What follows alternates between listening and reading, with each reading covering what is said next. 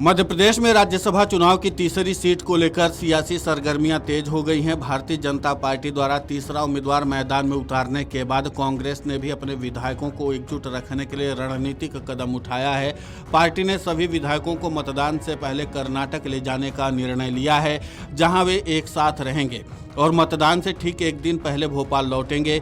सूत्रों के अनुसार राज्यसभा चुनाव में संभावित क्रॉस वोटिंग की आशंकाओं के बीच कांग्रेस अपने विधायकों की एकजुटता सुनिश्चित करना चाहती है।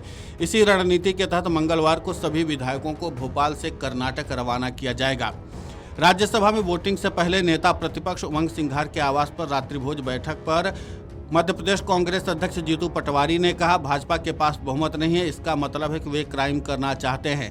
मैंने जैसा कहा है कि परिणाम बहुत अद्भुत होगा। सामूहिक रूप से हमने निर्णय लिया है। पूरे देश में जो जनप्रतिनिधियों की खरीद फरोख्त हो रही है, इनको किसी न किसी प्रकार से हर जगह सत्ता चाहिए।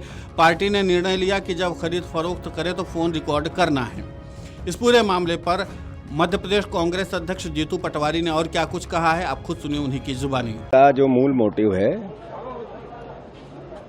कि भारतीय जनता पार्टी के पास बहुमत नहीं है, इसका मतलब है वो क्राइम करना चाहती है। मैंने जैसा कहा है कि परिणाम आश्चर्यचकित, अद्भुत, अकल्पनीय, भारतीय जनता पार्टी की जो बुद्धि है ठिकाने लाना है। सामूहिक रूप से उन्होंने निर्णय लिया कि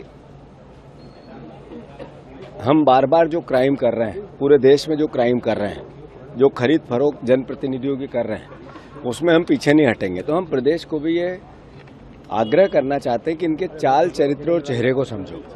कोई मतलब नहीं इनको मध्य प्रदेश की समृद्धि से, युवाओं की बेरोजगारी से, करप्शन से, आपकी महंगाई के दर्द से, किसानों के हक और अधिकार से, युवाओं के रोजगार और उनकी यातनाओं से, पेपर लीक से कोई मतलब नहीं है। इनको किसी न किसी प्रकार से हर जगह सत्ता चाहिए। तो जिनके लिए सत्ता चाहिए उनको दर्द देना है, और सत्ता सीधे रास्ते से नहीं मिले तो दूसरे रास्ते से भी उनका अकल्पनीय आर्थिक उपयोग करना है, करप्शन के पैसे का उपयोग करना है। तो पार्टी ने एकजुटता से जो निर्णय लिया, पार्टी जब युद्ध होता है तो एक साथ लड़ना भी पड़ता है, एक साथ दिखना भी पड़ता है। तो सर क्या निर्देश विधायकों को दिए गए हैं? कोई निर्देश नहीं दिए गए हैं। सबको बताया गया है कि ये जब खरीद फरोख्त करे तो आपको इनके फोन टेप करना है, जो हम मीडिया के पास सामने लेके जाए। तो सर कल वहीं राज्यसभा में वोटिंग से पहले नेता प्रतिपक्ष उमंग सिंघार के आवास पर रात्रिभोज बैठक पर कांग्रेस नेता जयवर्धन सिंह ने कहा, मुझे पूरा विश्वास है कि जब मतदान होगा तो 62 के 62 विधायक कांग्रेस के पक्ष में मीनाक्षी नटराजन को वोट करेंगे। कांग्रेस और मध्य प्रदेश को एक महिला सांसद मिलेगी। इस पूरे मामले की जानकारी देते हुए कांग्रेस नेता जयवर्धन सिंह ने और क्या कुछ कहा है, आप खुद सुनिए उन्हीं की जुबानी।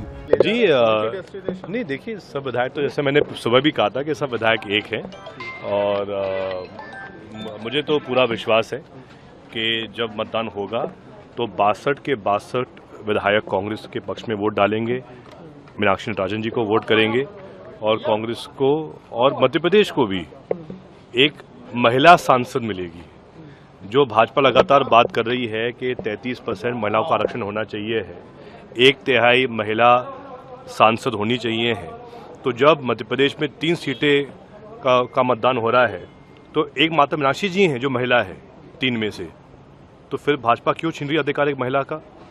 तो ये कहीं ना कहीं आपको उनसे पूछना चाहिए है, क्या भाजपा महिला विरोधी हो चुकी है कि एक महिला जिसने अपना 25-30 वर्ष जिंदगी का समर्पित किया है कांग्रेस पार्टी के लिए, जनसेवा के लिए, मीनाक्षी जी एक ऐसी महिला हैं जो उनका पूरा जीवन उन्हें सादगी में जिया है, गांधीवादी विचारधारा के काम किया है, और अगर ऐसी महिला देश की संसद में पुनः पहुंचेगी, वो भी राज्यसभा में, तो इससे बड़ा पूरे मध्य प्रदेश को होगा।